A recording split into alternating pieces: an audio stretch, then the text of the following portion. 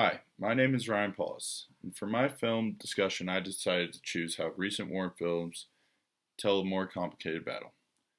Our generation has a whole different appreciation of war because of our exposure to the violence and wars that we have seen happen in the Middle East after the 9/11 terrorist attacks. I chose to look at a few recent war movies that were based off the wars that were fought in Afghanistan and Iraq that have been portrayed on the large screen. Many believe that Hollywood has been recognized for over politicizing the theme of war. The political question has always been, should we be involved and is this our war to fight? Our political parties are usually divided and these wars are no different. The three movies that I decided to choose were Lone Survivor, Hurt Locker, and American Sniper. All three of these show the viewers and audience some of the obstacles, sacrifices, and heart-wrenching experiences that many had to go through. The first movie that I chose to bring into discussion was Hurt Locker. This film is about three American soldiers who are members of the U.S. Army Bomb Disposal Squad based in Baghdad, Iraq. They go through several heart-pounding and terrifying missions that involve defusing explosive bombs. This movie is a good representation of some of the missions that happened during the war. The American soldiers in this film commit no extraordinary self-sacrifice or criminal activity. As bomb disposal experts, they are in the business of saving people's lives, but they do it with enough aggression that there's no risk of sentimentality.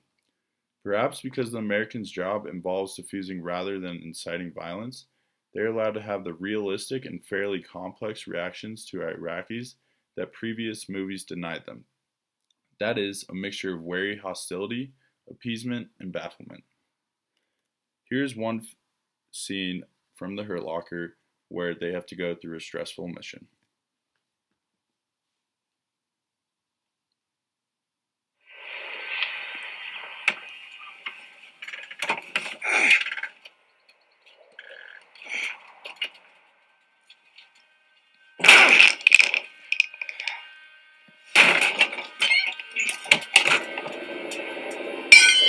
Oh, God.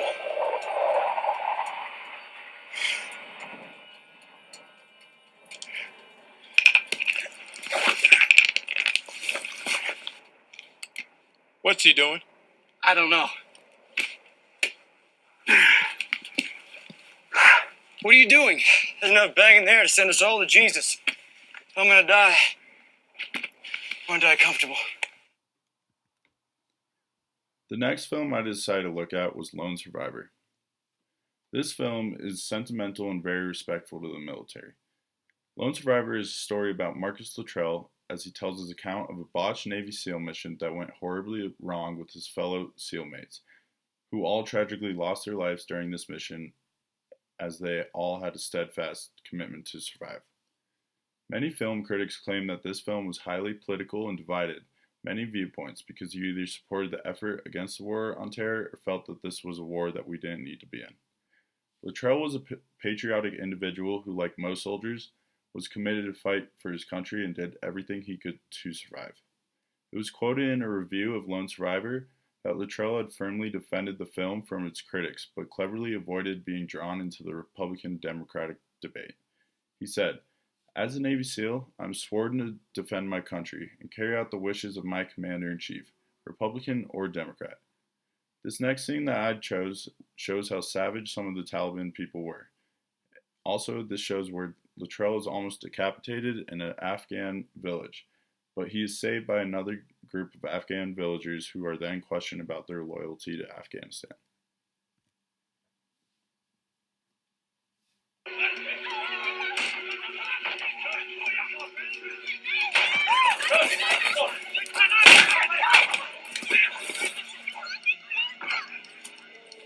Manga Calabrida. Kafir waro. Manga Calabrida. Larsha. What's your room? Say!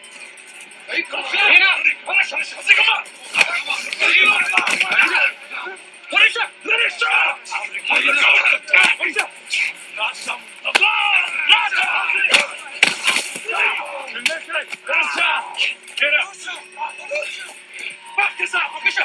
No! Get the fuck off me! No! No! What's it up? Mortal Gom! Fuck you! Fuck you, American kafir! Try, motherfucker! Mortal Fuck you! Huh? Fuck you, you fucking Mortaga! I'm gonna cut your head off and send it to you fucking American Mortal Gom! Fuck you!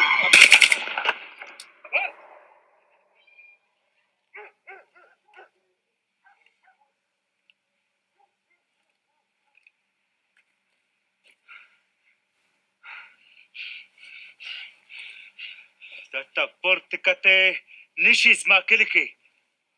The American de para. Taturo bumerse. Poisway. Workshe. Rokshe. Sayde. Taturkele. Paltake. Tatolo. Where's Tatul.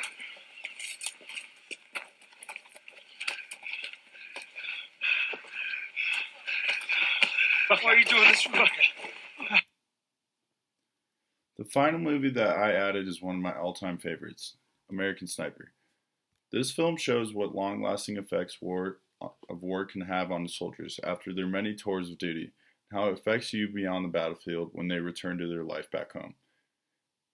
Chris Kyle's belief that the enemies that he faced were savages, when in reality, when he went home, the person that killed Kyle was a savage from his own side, a fellow U.S. veteran. The political theme that I took away from this movie is that our veterans truly pay a price for their service, and we need to serve them with honor in return.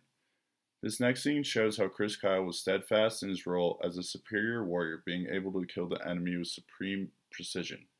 He was also faced with situations where he had to make morale judgments, like when a Taliban child picks up an RPG and almost fires it at another American soldier. Kyle is put in a stressful situation of choosing which action to take.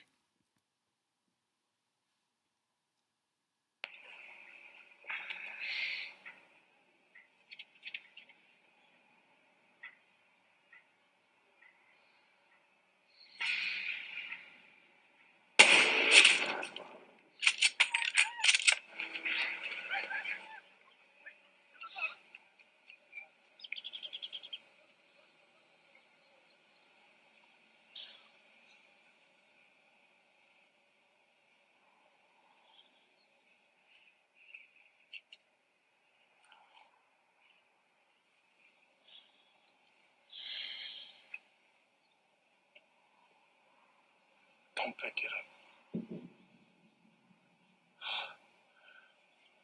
Don't you fucking pick it up.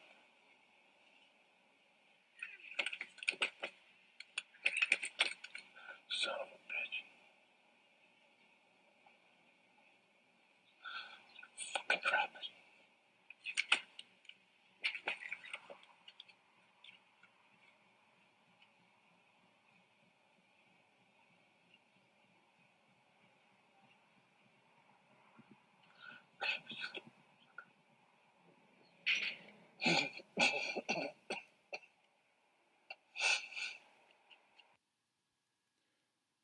Overall, these three films treat the members of the American military with respect and sympathy, but it is obvious that the conflicts that we involved with remain deeply unpopular with the general public. Dehumanizing the enemy is common in almost any conflict, and these soldiers are faced with situations where their brave actions are to be saluted and appreciated for their bravery. These films do a good job in promoting a strong combination of patriotism and valor, which help broaden the idea that people are willing to make sacrifices for their country despite its failures. These films give better insight than other war films, as it shows what these soldiers do for us, not only on the battlefield, but also when they return to their home soil and personal life. That's something that both Republicans and Democrats can unite together on, no matter which side you're on. Thank you.